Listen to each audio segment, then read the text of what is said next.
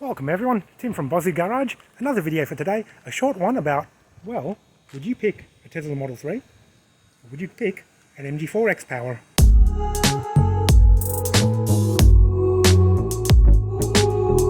So I've actually had quite a few people ask me, well, you know, you've got a Tesla, why did you buy the MG4 as well? That's the one, I don't know, up in the back over there.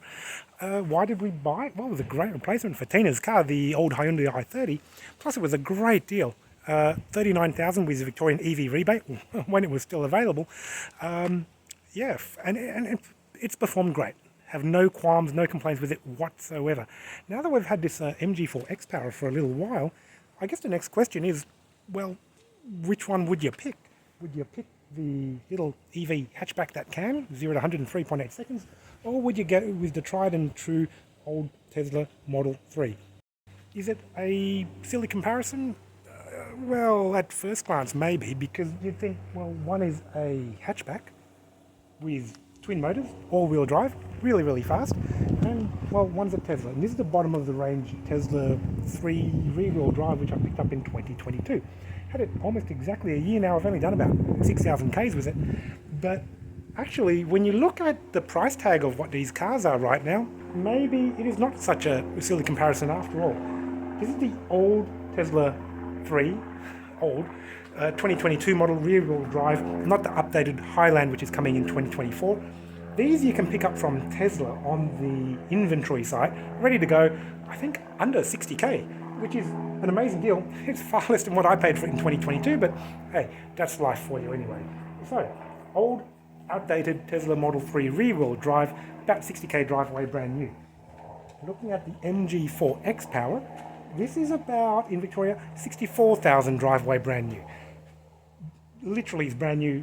There's only a few, maybe less than 100 of them out on the roads in Australia at the moment, but price comparable to the Tesla Model 3. Which one would I pick? Well, let's start with some of the objective things that you can't argue about. For example, they are different cars. The MG4, it's a hatchback. The Tesla Model 3, it's not. It's a sedan. I've tried to line them up, you know, pretty much nose to nose. Fake brakes. Anyway, when we look towards the back of the car, well, we can see there is quite a bit of length extra that you get in the Tesla Model 3. Not great if you want maneuverability in the city, and actually the turning circle of this Model 3, I don't know, to me it's terrible, like really bad. 3-point turns become 5-point turns pretty quickly anyway. But the extra length that you get means actually you get a little bit of extra wheelbase. You can see that the wheel of the Model 3 is further back than the wheel of the MG4. Longer wheelbase generally means a bit of a more comfortable ride. It can get over, you know, bumps in the road a little bit better.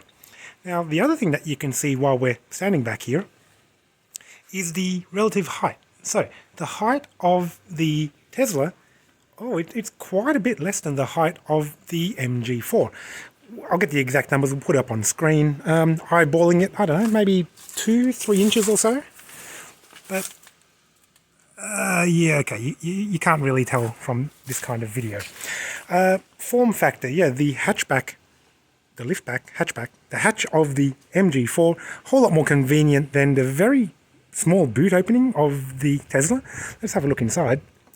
This does have a powered liftback, which is, okay, look, maybe not needed, but it is really nice to have. So that's how much space that we have available. Pretty small opening here. I haven't measured it, maybe 50 centimeters, something like that. But if we look at the MG4, well, you know, like all hatchbacks, you've got a much, much bigger space for packing things in.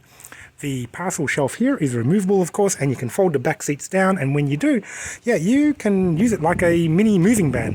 That's why people love hatchbacks. Very, very practical, a little bit shorter, a little bit easier to park. So if you're purely a city dweller, well, maybe your decision's made up. You should get an MG4 XPOWER or an MG4 51 Excite, which is, like I've said in my other videos, really amazing value for money. So that is a practical sort of comparison of the two. A little bit shorter, a little bit longer, a lot more practical, a little less practical, longer wheelbase. Yeah, there you go. As for other things, well, they both ride on 18-inch wheels. The MG4 XPOWER has got Bridgestone Turanza, and my Model 3 comes with Michelin Sport 4. Actually, quite good. Both of them, really. Some EV manufacturers really cheap out on tyres, and that's not a good thing to cheap out on. You never should do that. The other thing which is really nice about the Tesla is the full glass roof that you have. There is a central beam that goes across. It doesn't open, unfortunately, but looking from the inside, you can actually get quite a good view out. There we go, I can see my neighbour's house there. But yeah, I do like the glass roof in the Tesla, and I don't like how the stereo just turns on randomly, but anyway, that's fine.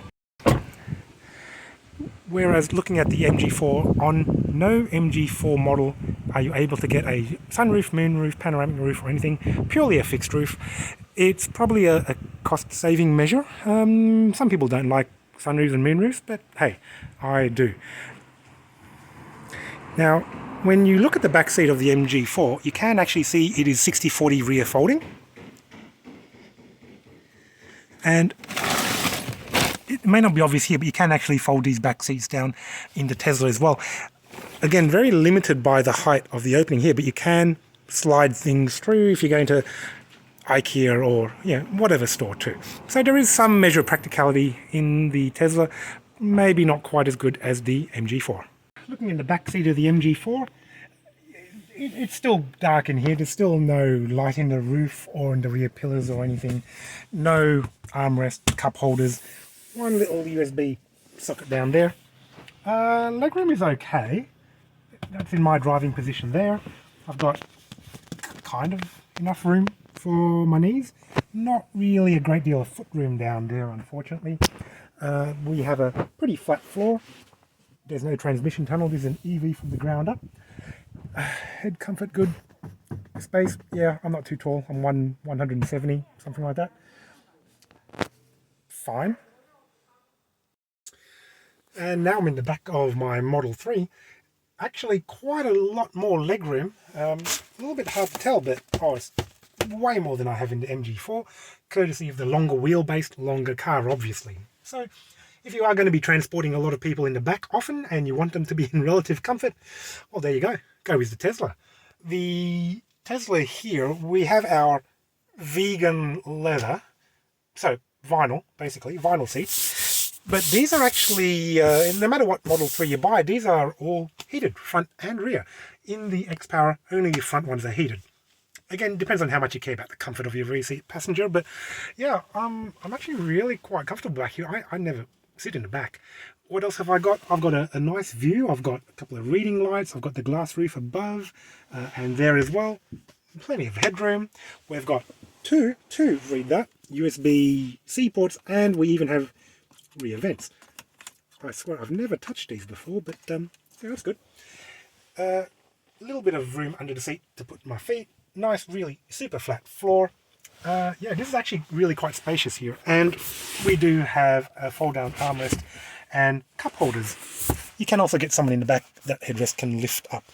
Actually, it'd be nice if MG did something similar with little headrests which are adjustable instead of massive ones which take up all the rear vision. We've got a parcel shelf at the back where I don't put anything because there's no way I'll be able to reach it. Yeah, rear seat comfort, really good. Well, back in the MG4, front seat now. The position of the MG4 actually is probably a little bit easier to get in because the car is higher. So if you have trouble getting into a low seat or a low car, MG4 is probably better for you. You also sit a little bit more upright. I mean, I could recline the seat, but I don't feel like doing so. Sitting upright in a car like this just feels a bit more normal to me. How's the comfort in here? I've got enough shoulder room and leg room and everything. One thing I do find though, let's move the phone, that protrusion there, kind of, there we go, kind of fine. I bang my knee on it a fair bit. There is a footrest down there, but yeah, I don't know, occasionally this protrusion, it kind of doesn't need to be this big. There's no need for it. Other companies have eliminated this whole shift area entirely by putting shifters on the steering column, and then by getting rid of them entirely like Tesla does and makes the transmission adjustable on the screen. Comfort level in the front, yeah. Electric driver seat here. There you go. Heated seats, front and front only actually, front, left and right, and the steering wheel too. I don't know if you can see that, but yeah, heated seats, everything. There are some physical buttons here, of course, which Tesla, in their drive to get rid of anything that could cost them a cent, they've gotten rid of all the buttons as much as possible. But having a few buttons is actually kind of a nice thing sometimes. A little bit dark again in here, like we discussed. No glass roof or moonroof or sunroof or anything. Auto dimming rear vision mirror in this particular model. Yeah, I mean, it's fine. There's nothing wrong with it. It feels good. I've said before though, this is the XPOWER. They should make it a little bit more special. You know, make the trims a little bit fancier, and you know, instead of having the scratchy black plastic, which car designers love and real people actually hate.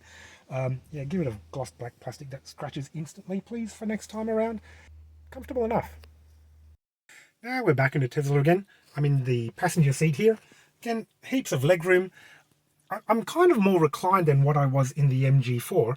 And again, if you look here, you can actually see where the roof line, or sorry, the window line of the MG4, it is heaps higher than where I am in a Tesla. I didn't realize how low the Tesla is or how high the MG4 is, but there is considerable bit of difference there. Yeah, wow, I've never actually had the two parked together like this. Anyway, you are sitting lower in the Tesla. You are reclined a little bit more. I'm probably a bit more comfortable in here, truth be told, because it's more of a relaxed reclining position. Quality of the interior, oh look, it is nicer than the MG4. It's not as hard on the top. Yeah, people obsess about that, but how often are you touching that really? Maybe it's my age. I'm actually starting to like wood trim. I don't mind it. If I was 20 years younger, I would have put some carbon wrap or, I don't know, RGB lights or something. But yeah, it's fine. I don't mind it. We've got some more of this vegan leather vinyl on the side of the door. And we've got this Alcantara here, which actually matches what the MG4 XPOWER has. We've got no transmission dial whatever here. This is one of the Teslas which has the transmission there on the stalk on the right, which will actually disappear in the update Tesla, which will come early 2024. Twin charging pads for your phones, quite useful. Again, the MG4's got one horizontal, only enough room for one phone. Heated front seats, yeah, heated rear seats, heated steering wheel as well. The MG4 steering wheel, I've got to say, is probably a little bit cooler than the Tesla wheel. Plain old round wheel, tiny bit flat at the bottom, but the MG4 one is like square on the top, square on the bottom. It's a little bit rounded here. It's got a few dials, and the MG4 actually wins in terms of ease of access to climate control. The MG4, you can just flick a button on the steering wheel and adjust the temperature. I find it really, really useful, and I'm kind of jealous. I kind of wish the Tesla had that. Pretty good visibility at the back. Again, the headrests are in a much lower position than where they are in the MG4, and the forward view, really good. Plenty of visibility there. Hello, dog. In terms of comfort level, long distance driving, I'd probably take the Tesla for front seat. Wow, look how low we are compared to the MG4 over there. Back in the MG4, steering wheel I was talking about, flat on top, flat on bottom, empty there, little thing in the middle. Yeah, it's a really cool steering wheel, and it feels good too, actually. A few buttons which are actually quite useful here. If I hit that and whatever, you can see here I can actually adjust the temperature by moving that switch there. Look at that. Like, you can do that on the move by hitting that and then adjusting temperature without having to take your eyes off the road at all, or reaching across trying to touch a tiny little temperature thing, which is the problem on the Tesla. So yeah, good one, MG. Really clever idea. Wish every manufacturer did that. The great thing about the MG4 is that, guess what? It actually supports Apple CarPlay and Android Auto. Tesla over there does not. We'll come to that in a moment. But the display here, 10.25-inch widescreen, really bright, really, really nice. And you've got enough room to have your music playing on one side and to have your maps on the other side too.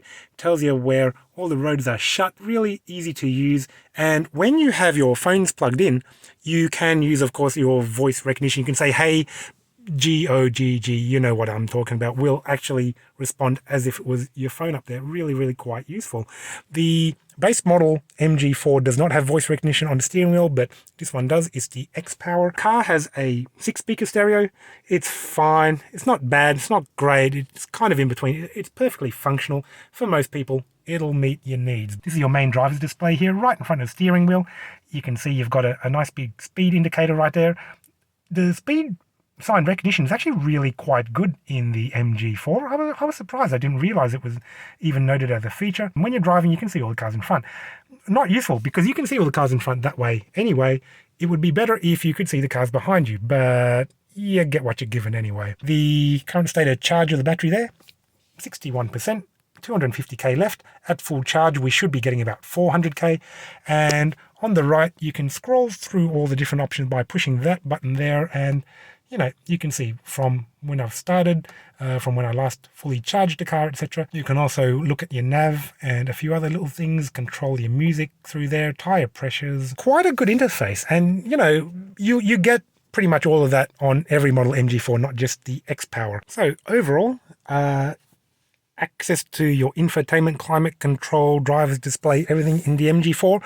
I think it's a really good layout. It's well designed, it's quite simple, easy to get to grips with, and just really works quite well. Right, well, we're back in the Tesla now, back to our boring round steering wheel without any climate control, and, well, obviously, this is the main attraction of the driver's display, because it's the only driver's display you have in the Tesla.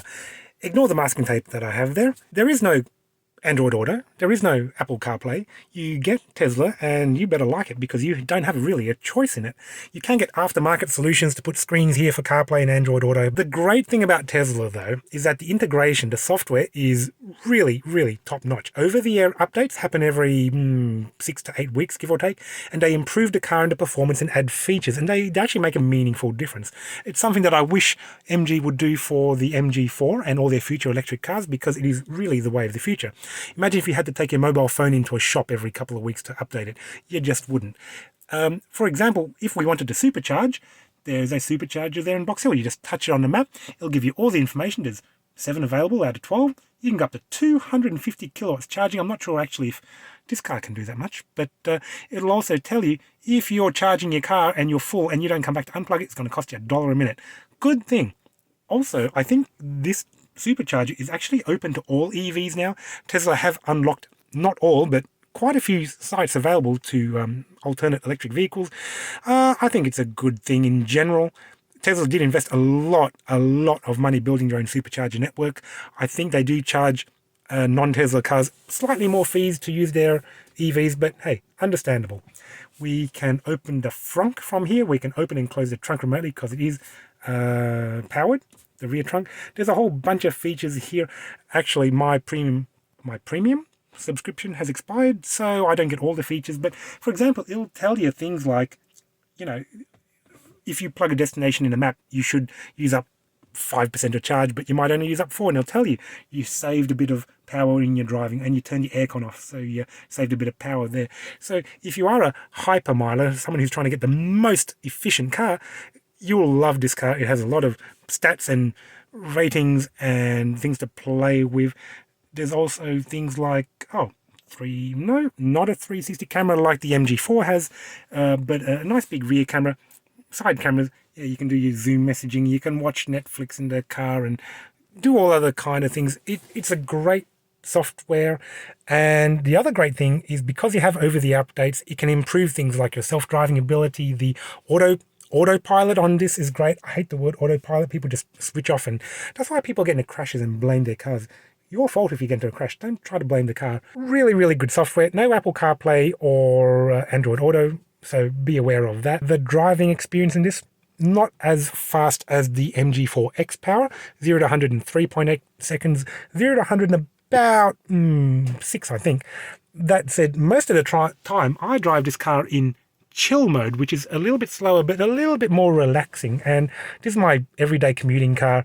It's fine, and when I want it to go a little bit faster, I turn off chill and I'm like, wow, this car's fast again. Overall, interior, or from the driver's seat, which one would I pick? Even though the XPOWER is a lot quicker, I would take the Tesla because it has over-the-air updates, and the over-the-air updates work really well. Access to the entire supercharging network, so you can drive pretty much anywhere in Australia without too much worry. And it's a bit more relaxing in this car, I feel. Better insulated. I think the sound insulation is probably a little bit better here. The ride quality is better as well. I'd take the Tesla for driving. Even though it's slower, even though it doesn't have four-wheel drive, it is a better overall drive. So here's where we've got to come to some kind of closure, some kind of conclusion. The question here is, which one would you buy? Would you buy the MG4 XPOWER for 64 grand drive away? Or would you buy a slightly outdated Model 3 for under 60 drive away? Or even the new Model 3 Highlander for, what, 70 drive away in Victoria? 5 grand, here or there. So that outdated model is a little bit cheaper than that, and the new model of that is a little bit more expensive than that. Which one would I buy? Well, I think it actually comes down to a question of budget, really, because that really should be the overriding concern. If your budget's 40k, buy one of them. They're amazing. MG4 Excite 51, pretty much all the interior features of the MG4 XPOWER.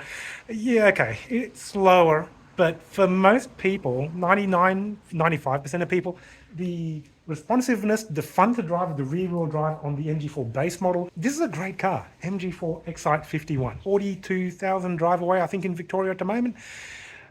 Yeah, something like that. Great car, highly recommend that. In the price bracket, I don't think anything else beats it. Now, if you're looking at spending a little bit more, okay, let's say you got 50 grand to spend. I reckon have a look at the BYD Atto 3. I think that's in the 50k range. Or you could also go for the MG4 64 in the Essence. I think that's a bit under 50k. Again, great car, the 51, 64. A few extra bells and whistles. It has slightly bigger battery pack. But, oh, we didn't talk about this. I should. Battery chemistry. That Tesla and that base model MG4, LFP batteries, lithium iron phosphate. The MG4 Essence and XPOWER, NMC batteries, slightly higher power density, so more power per kilogram, but they're a little bit finicky in terms of how you have to look after them. They keep talking about charge it to 80% most of the time, and then occasionally charge it to 100, and then occasionally discharge it down to 10 and 20. I've got enough on my plate. I can't remember all that sort of stuff. Anyway, if you're a bit like me and just want a car that you can get in and drive and not have to worry about charging, yeah, get an LFP battery, MG4 51 Excite for 42k driveway in Victoria. Great car, love it to death. We talked about the 50k bracket a bit before. How about 60k? Now we're talking about these two cars, the MG4 XPOWER, 64 driveway in Victoria, or the Tesla Model 3 superseded version under 60k, or a little bit more the Highlander version. Look, for me, I'm going to go with the Tesla still. It's been around a fair bit longer than the MG4. It's got the benefit of over-the-air updates. It has the LFP battery. It's more comfortable to sit in the front and the back, and a little bit better built, really, in terms of build quality, touch and feel. The drive is really, really good on it. It's rear-wheel drive too, and it has a glass roof, and it has a supercharger network. And yeah, that pretty much covers it, I think. Everyone's going to have their own reasons for choosing one or the other, but really, both are fine. If you do spend the money to get the MG4 XPOWER, it is an absolute blast. Oh my God. When I drive it, when you put your foot down and you shoot out like a rocket, fantastic. Also, don't forget, when we did the exterior walk around, the lift back, the hatchback, is really far more useful than the little opening here on the Model 3. And it's a little bit shorter, and it's definitely a lot easier to park. The turning circle much better on the MG4 compared to the Model 3. Did we talk about performance? I'm sure we did. Yeah, brilliant car, really fast. Can't go wrong with it. I think either are great cars to have and to own, but if you only could choose one, and if price was really not the deciding factor, I'm going to go with the Tesla on that one. Oh, get the Tesla. and get one of them. Fantastic, both of them. Love that. Love that. Love that too. Can't go wrong. Hard decision to make. It's like, who's your favourite child or who's your favourite pet? Okay, there's your decision for the day. Tesla Model 3, 60k, 65k. Probably still the best buy you got in Australia at the moment for an EV in that price bracket. And that one at 40. Great car. Anyway, I've been Tim from Bozzy Garage. I've been talking for way too long. Hopefully you've enjoyed the video. Please comment away. Tell me if I'm a total idiot and got it wrong again. Like, comment, subscribe. It actually really does help out and makes me feel like I'm not wasting my time making these videos. I'll come up with another one soon. Thank you very much. See you in the next video.